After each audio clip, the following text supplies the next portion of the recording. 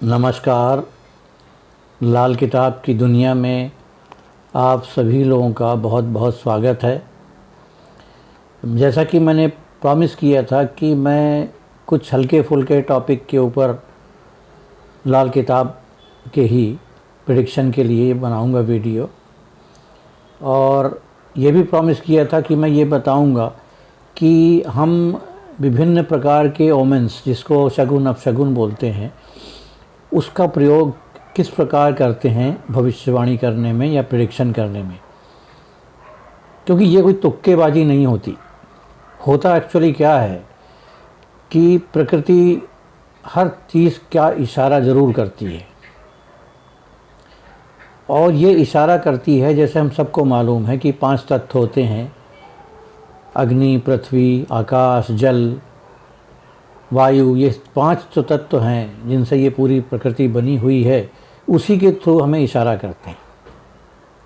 और ये इशारे सटीक होते हैं, समझने में होना चाहिए आपको सही है कि नहीं। तो हम क्या करते हैं कि जब हम ये एस्ट्रोलॉजी के मार्फत, मैं अब सिर्फ लाल किताब की ही बात करूँगा, लाल किताब के द्वारा हम कोई भविष्यवाणी करके के नतीजे पे जब पहुँचते हैं, तो नतीजे पे पहुंचना ही एक बहुत बड़ी चीज़ होती है। होता क्या है कि जो ज्योतिषी हैं, मतलब जैसे हम लोग जैसे जो ज्योतिषी हैं सामान्य प्रकार के, जिनके पास कोई विशेष ईश्वरीय कृपा वगैरह नहीं है, वो 100% तो बताने से रहे। कहीं ना कहीं वो एक ऐसी चूक हो जाती है जिसमें वो नहीं हो पाता। तो ये, क्योंकि ये जो ताकत है सिर्फ कुछ ऐसे लोगों को दी हुई है जो ईश्वरीय उसमें भक्ति में, या जिनके पास पैरानॉर्मल फोर्स की ताकतें हैं, वो ही बता सकते हैं। तो हमें कोशिश ये करना चाहिए कि हमारे जितने सीमित संसाधन हैं, कैलकुलेशन से क्लू निकालना इत्यादि, और भी जो ईश्वरीय इशारे हैं जिसको शगुन अपशगुन बोलते हैं, इन सब का उपयोग करते हुए अगर जितना मैक्सिमम पॉसिबल सही प्रेडिक्शन निकालने के, सही उपाय निकालने की कोशिश करेंगे, तो उसमें कोई बुराई नहीं है। करना चाहिए हमें, जहाँ से भी जो भी रास्ता मिले हमें ज़रूर अख्तियार करना चाहिए। बस वो रास्ता गलत नहीं होना चाहिए।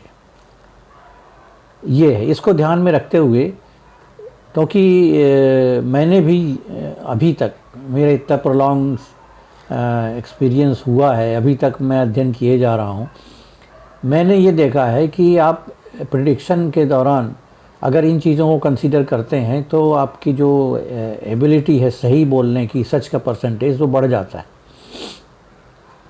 तो मैं जैसा कि बता रहा था कि हमें इशारे मिलते हैं प्रकृति के ये 5 तत्वों के द्वारा, और ये इशारे सिर्फ भविष्यवाणी करने के लिए नहीं होते। मैं आगे भी, अगर आप मतलब परमिशन देंगे, तो मैं दूसरे टॉपिक के ऊपर भी इन इशारों के ऊपर बात करूँगा। ये बहुत इंटरेस्टिंग है और अच्छा मनोरंजक भी है। तो अभी इस टॉपिक को मैं यहाँ, मैंने प्रिडिक्टिव एस्ट्रोलॉजी वाले टॉपिक पे इसको कोरिलेट करते हुए इस वीडियो पे डिस्कस करूँगा। अगर कुछ बच जाता, अगर वीडियो लंबा खिंचता है, तो मैं दूसरे पार्ट में भी इसको लाऊँगा। तो ये मैं इतना जो बता रहा हूँ आपको, ये थोड़ा सा एक इंट्रोडक्शन देना इसलिए ज़रूरी है कि आप इसके बेसिक कॉन्सेप्ट को समझें कि हम क्यों यूज़ करते हैं। एक एग्ज़ाम्पल मैं देता हूँ आपको कि मान लीजिए आपके पास कोई व्यक्ति आता है, बहुत ज़रूरतमंद है, जो भी है, तो आपने एक भविष्यवाणी कर दी या कोई एक उपाय बता दिया। अब उपाय के लिए मैंने बताया हुआ है पिछले वीडियोस में कि अगर वो सही नहीं बैठते तो क्या होता है। तो क्या होता है कि जब हम उपाय बताते हैं या उसके बारे में भविष्य कथन कुछ करते हैं, कोई इम्पॉर्टेंट इवेंट के बारे में, और कुछ प्रकृति के ऐसे इशारे मिल जाते हैं जिससे ही लगता है कि ये तो कंट्रोवर्सी क्रिएट हो रही है, शायद नहीं होगा। तो मैं ये आपको बताना चाहता हूँ, ये शायद नहीं होगा, नहीं होता, वो नहीं ही होता है। अब आप उसको जब बारीकी से चेक करेंगे अपने कैलकुलेशन को, तो आपको ये चीज़ मिल जाएगी कि ये टोटल नॉन एक्सेप्टेंस क्यों हो रहा है। पहले नहीं मिलता। पहले क्या है, जब हम लोग करते हैं तो कुछ चीज़ें हमें नहीं नज़र आती, एकदम बारीक चीज़, जो कि इसके मतलब कहना चाहिए बिल्कुल जान है इसकी, वो हम मिस कर जाते हैं और प्रेडिक्शन गलत हो जाता है, या टाइम बाउंड जो भी होता है वो इधर उधर हो जाता है। तो उसके लिए इशारे, तो प्रकृति ये इतने सारे अपने माध्यमों से इशारे करती ज़रूर है। आवाज़ से जिसको करते हैं, इसके बाद जानवर भी इसमें शामिल होते, जानवरों की हरकतें, जानवरों की आवाज़ें, ध्वनि जो होती हैं अलग अलग किस्म की, वो ये बहुत सारी चीज़ें हैं जब इनको हम कंसिडरेशन में ले सकते हैं।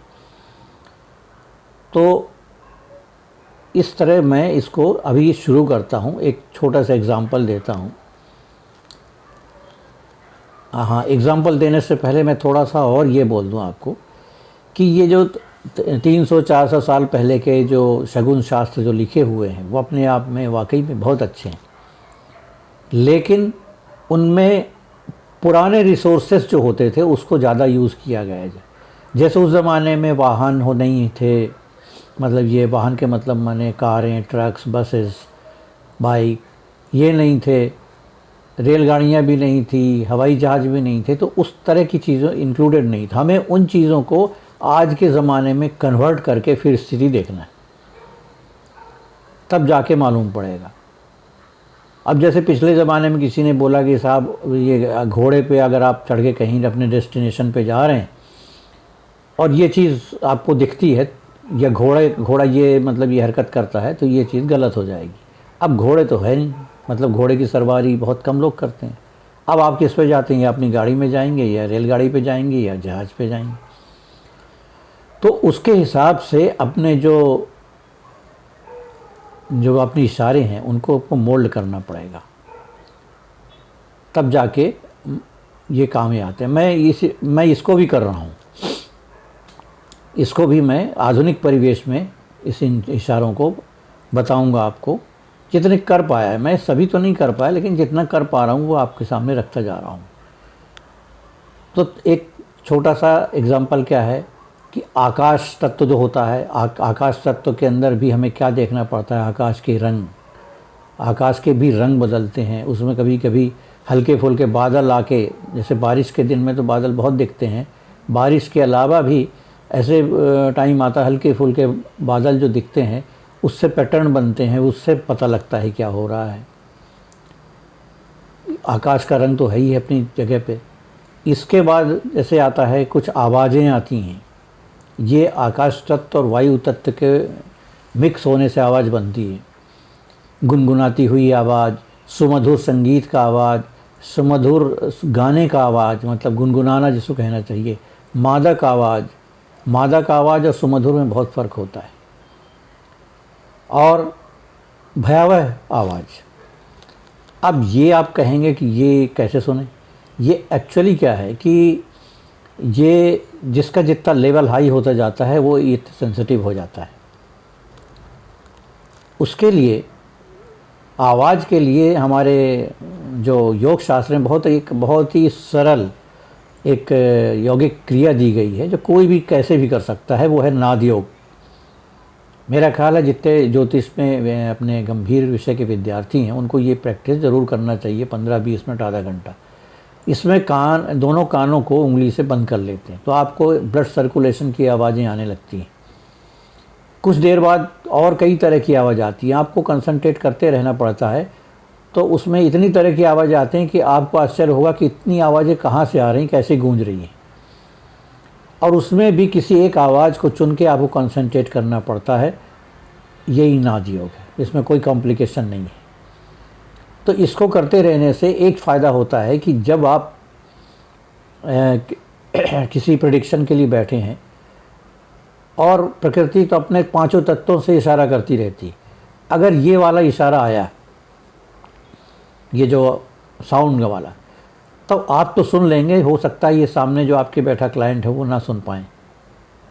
तो उसके आवाज़ के तरीके से, तौर तरीके से या क्वालिटी से आपको ये पता लग जाएगा कि ये सही है, ये गलत है।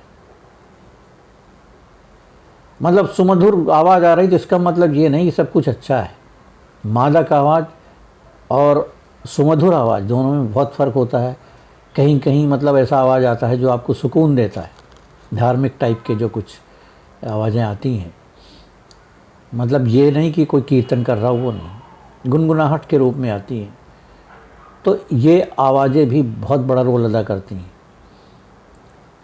ये तो सूक्ष्म आवाज़ें हो गई कि जैसे मान लीजिए आप बैठे हैं, आप कुंडली विचार कर रहे हैं किसी का, अचानक आपको किसी एक मधुर आवाज़ की गूंज सुनाई पड़ने लगती है जिससे आपको अच्छा लगता है। जब अच्छा लगता है तो इसका मतलब है कि आप एक सही ट्रैक में जा रहे हैं और जो आप कह रहे हैं वो सही होने वाला है। इसके बाद आता है कि ऐसी आवाज़ जो कुछ मादक टाइप की आवाज़ है, नशीली आवाज़ जिसको बोलते हैं, ये आवाज़ खतरनाक आवाज़ है। इसमें आदमी कंफ्यूज होता है। ये आवाज़ आपको एक आने वाले संकट की चेतावनी देता है। मतलब जैसे कोई व्यक्ति पूछने आया है किसी इवेंट के बारे में, तो वो इवेंट तो हो सकता है, आपने बोला कि होगा होगा, लेकिन उसका जो परिणाम आएगा वो अच्छा नहीं आएगा। कैसे, मान लीजिए कोई शादी का सवाल कोई लेके आया है, शादी के बारे में पूछने आया है, और आपको इस प्रकार की आवाज़ें आ रही हैं जो कि एक मादक टाइप की आवाज़ है, जिसको इंटॉक्सिकेटिंग साउंड बोलते हैं। तो इस साउंड को अगर आप एनालाइज करेंगे तो ये चीज़ कुछ आपके दिल दिमाग को सुकून नहीं देती, बल्कि एक ऐसा लगता है कि आपको कोई एक नशे की हालत में आपको रखने की कोशिश की जा रही है। मतलब भ्रम की स्थिति पैदा हो रही है। यहाँ पे राहु कनेक्ट हो जाता है इस तरह की आवाज़ में, और राहु भ्रम दे देता है। ये जो लहरों पे सवार होकर आवाज़ आई, ये राहु की है। तब आपको अलर्ट हो जाना चाहिए कि इसका प्रेडिक्शन ये होगा, या उस वक्त आपको प्रेडिक्शन टाल देना चाहिए, आपको फिर दूसरे समय बुलाना चाहिए। मादक आवाज़ में आप समझ गए, इंटॉक्सिकेटिंग, मतलब जिसको एक आदमी एक नींद में सोता है, नेचुरल स्लीप में सोता है, वो मधुर आवाज़ समझ लीजिए उसको।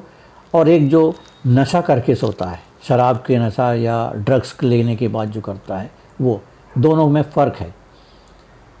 तो इस तरह से होता है। भयानक आवाज़ में एक्सप्लेन करने की ज़रूरत नहीं। उस आवाज़ की भले ही कितनी बारीक में आए, बहुत ही धीमे आए, लेकिन आपके दिल के अंदर एक दहशत पैदा हो जाएगी उससे। तो वो तो एकदम वहीं का वहीं निपटारा कर देती कि ये चीज़ बिल्कुल ही गलत है, जो आपने बोला गलत है और ये नहीं होने वाला है। मतलब जो आपका कैलकुलेशन आप देखेंगे कि आपने बोल दिया हाँ होगा, लेकिन देखो रिज़ल्ट ये आएगा कि नहीं होगा। बाद में जब आप उसको दोबारा करने बैठेंगे तो आपको पता लग जाएगा कि गलती कहाँ हुई है। तो ये है प्रेडिक्शन के साथ जो हम ये ओमेंस को मिला के देखते हैं, वो ये है। ये मैं आवाज़ की बात कर रहा था किस तरह से। तो इस आवाज़ में मैं बताऊं आपको, आवाज़ में कि प्रेडिक्शन में कितना सही होता है और कितना गलत होता है, ये एक साधक के ऊपर डिपेंड करता है। अब जो हम ये बात मैंने आपसे बोला था कि मैं हल्के फुल्के टॉपिक पे बात करूँगा, लेकिन टॉपिक हल्के नहीं होंगे, टॉपिक जो है महत्वपूर्ण होंगे।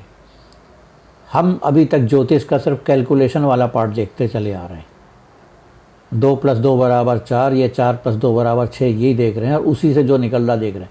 लेकिन इसके अलावा भी एक चीज़ होती है, प्रेडिक्टिव एस्ट्रोलॉजी जो है। प्रेडिक्टिव एस्ट्रोलॉजी पूरा ओमेन पे, इंट्यूशन पे चलती है।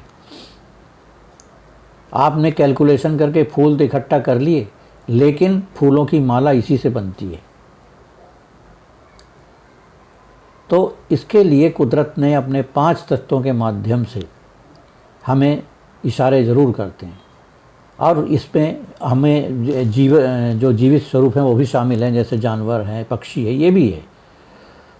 अब जैसे एक चीज़ होती है, एक मैं बताऊं, ये थोड़ा सा आउट ऑफ टॉपिक है, लेकिन फिर भी आपको एक इंटरेस्ट में बांधने के लिए बताऊं कि आपने सुना होगा कि जब घर में किसी की मौत होने होती है, ये भी देखिए प्रेडिक्टिव एस्ट्रोलॉजी का ही मतलब है। घर में जब किसी की मौत आनी होती है तो जनरली, मैं 100% तो नहीं कहता, लेकिन जनरली जो घर में बिल्ली जो आती जाती है, जिसको आप खाना पीना देते हैं, वो छोड़ के चली जाती है। तो उसके लिए हमारे जो पुराने लोग हैं वो ये बताते हैं कि बिल्ली मौत की आहट सुनती है। कुत्ते, बिल्ली, ये कुछ जानवर है, वो मौत की आहट सुन लेते हैं। यहाँ मौत की आहट सुनने का मतलब ये होता है कि जब आदमी की मृत्यु होनी होती है तब उसके शरीर में कुछ केमिकल चेंजेस होते हैं और उस केमिकल चेंजेस की वजह से एक अलग किस्म की जो ऑडर है या एक गंध है वो निकलती है, जो एक आम आदमी नहीं सूंघ पाता उसको। लेकिन जो सेंसिटिव जानवर हैं वो इसका स्मेल ले लेते हैं, इसको एक्सपीरियंस कर लेते हैं और उनको मालूम पड़ जाता है ये, तो वो छोड़ के चले जाते हैं। लेकिन क्योंकि इसीलिए बिल्ली को बोला गया ना कि ये बेवफाई करती, छोड़ के चली जाती, लेकिन कुत्ता डटा रहता है। दोनों में बेसिक ये है। कहते हैं ना, अगर घर परिवार में बच्चों की सर्वाइवल नहीं हो रही हो तो काले कुत्ते को पाल लिया जाता है। कुत्ता केतु का स्वरूप है और काला कुत्ता अगर हुआ तो उसमें शनि भी मिक्स कर दिया तो शनि रिटेन करता है और केतु उसको संतान को बनाता है। तो इस तरह से किया जाता है कि कभी कभी क्या होता है कि ये जो काला कुत्ता पाला जाता है ये उस आफत को अपने ऊपर ले लेता है और उसकी डेथ हो जाती है। फिर आप काला कुत्ता पालेंगे, अगर वो आफत परसिस्ट कर रही है तो फिर उसकी डेथ होगी, फिर दूसरा आप पालेंगे। इस तरह से जब ये कुत्ते की बलि बंद हो जाती है तब जाके एक संतान की उत्पत्ति होती है। ये मैं इसमें एक थ्योरी बता रहा हूँ, हालांकि प्रेडिक्शन से थोड़ा बहुत तो मतलब है इसका कि अगर किसी के यहाँ संतान किस तरह से रुक नहीं रहे हैं या जन्म लेने के बाद उनका जीवन नहीं रहता तो ये उपाय किया जाता है। और ये कुछ चीज़ें ऐसी हैं कि इसके इशारे बिल्कुल मिलते हैं। मैंने कुछ चीज़ों का आउट ऑफ वे में पहले भी जिक्र किया था, लेकिन ये टॉपिक चल रहा है तो इसमें उनको अगर मैं रिपीट कर दूं तो मेरा ख्याल है आप लोग बोर नहीं होगे। ये आपके मतलब रिलेटेड मैटर में ही होगा कि जैसे मैंने एक बहुत पहले बताया था, ये अभी बताया होगा कि मैं तो क्या कहना चाहिए प्रोफेशनल कंसल्टेशन करता नहीं हूँ, कोई ऐसे देख लेता हूँ। तो उस वक्त एक मेरे घर में कई साल पहले की बात है, मेरे पास एक लड़की आई थी, वो मतलब वो थी, पायलट थी। अब उसकी शादी, उसके एंगेजमेंट जो है एक मशहूर क्रिकेटर के साथ तय हो चुका था। नाम तो मैं लूँगा नहीं इसलिए सवाल नहीं, तो तय हो चुका था। तो वो लड़की चूँकि आई वो बहुत खुश थी, मेरे पास आई थी। वो कोई भविष्य बचवाने या पढ़वाने नहीं आई थी, बल्कि उसने कहा कि आप मेरा वो डेट निकाल दीजिए शादी के लिए। ये मैं रिपीट कर रहा हूँ, मैं एग्री करता हूँ, पिछले वीडियो में भी शायद पिछले वीडियो बताया।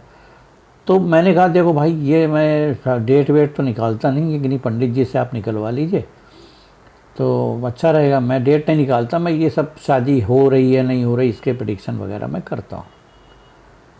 तो इतनी बात करते करते वो मतलब जिद करती रही, मैं मना करता रहा, लाइट चली जाती है। 5 मिनट 7 मिनट के लिए लाइट जाती है, लाइट आ जाती है। और तब तक मैं जो पहले कैलकुलेशन कर चुका था उसके हिसाब से सब सही दिख रहा था कि मतलब शादी होगी और ये है वो है। लेकिन लाइट चली गई और आई तो मैंने अपने कैलकुलेशन को एक तरफ रिजेक्ट कर दिया और मैंने उससे स्ट्रेट फॉरवर्ड बोल दिया कि देखिए मैडम, मुझे नहीं लगता कि ये शादी होने वाली है आपकी, ये शादी नहीं होगी, कैंसिल हो जाएगा। तो ये बिटर ट्रुथ जो है, बुरा तो लगता है सबको, उसको ही बुरा लगा। उसने अपना गेस्चर भी वैसे ही दिखाया गुस्से का और चली गई। तो ये क्या है, ये मैंने ओमेन से लिया। एक दो ओमेन आपको बता देता हूँ। इसके बाद, इस वीडियो के बाद आप जब कमेंट्स देंगे तब कृपा करके मुझे ज़रूर बताएं कि इस वीडियो के आगे मुझे कंटिन्यू करना चाहिए या नहीं ओमेन के साथ प्रेडिक्शन, क्योंकि मेरे पास कई हैं ऐसे। एक दो मैं और बता देता हूँ कि जैसे मान लीजिए कि आपके पास कोई व्यक्ति आया किसी के बारे में पूछने की, उनकी तबीयत बहुत ख़राब है और इनकी लाइफ के लिए क्या मतलब है, आपका प्रेडिक्शन क्या है, क्या कहते हैं आप। और आपने कुछ कैलकुलेशन लगा लिया और उसी वक्त बोलने के दौरान या बोलने से पहले आपको ऐसी आवाज़ आती है जैसे कोई चीज़ काटी जा रही है, जैसे लकड़ी के जैसे कोई वृक्ष पे कुल्हाड़ी चला रहा हो, या और इस तरह से आरी चल रही है कहीं, या किस तरह की कोई आवाज़ आती है जिससे काटने की आवाज़ आ रही है, या कई जैसे है कोई उसमें से कि कोई सुपारी काट रहा हो, इस तरह के सरौते से सुपारी काट रहा हो, उस तरह की अगर आवाज़ आई तो आप बेझिझक ये मान लीजिए कि उस जिसके बारे में वो पूछ रहे हैं, वो व्यक्ति के बारे में, उसकी लाइफ अब जा चुकी है। मतलब अब उस सर्वाइवल के चांस नहीं है उसके, भले ही आपका कैलकुलेशन कुछ भी बताता रहे। फिर आप उसको चेक करेंगे कि ये कैसा हुआ, तब आपको पता लगेगा कि ये ऐसा था। तो इस वीडियो में मैंने एक दो चीज़ बता दी आपको। अगली वीडियो में मैं इसको तभी कंटिन्यू करूँगा जब आप लोग हमें परमिशन देंगे, आपकी अनुमति होगी तब कई बड़ी इंटरेस्टिंग चीज़ें आपके सामने मैं रखूँगा ओमेन से रिलेटेड।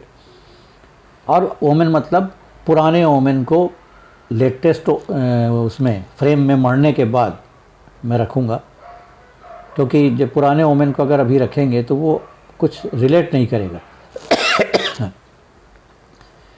तो ओमेन पे कहाँ से चलेंगे? आकाश से चलेंगे, जल से चलेंगे, पृथ्वी से चलेंगे, है ना, ये अग्नि से चलेंगे। ये सब ओमेन आपको मैं कोशिश करूँगा कि कुछ कुछ इस पे आपको बताता जाऊँ। तो आप मुझे बताइए कि मुझे इस सब्जेक्ट के ऊपर आगे जाना चाहिए या नहीं। तो एक एक मैं रिलेट करके फिर मैं अगले 1 या 2 वीडियो में इसको कंप्लीट करूँगा। और अगर आपको इस पर इंटरेस्ट नहीं है तो मैं इसको यहीं छोड़ के फिर आगे बढ़ूँगा। तब तक के लिए खुश रहिए, आबाद रहिए, परिवार के साथ अच्छे टाइम पास करिए। नमस्कार।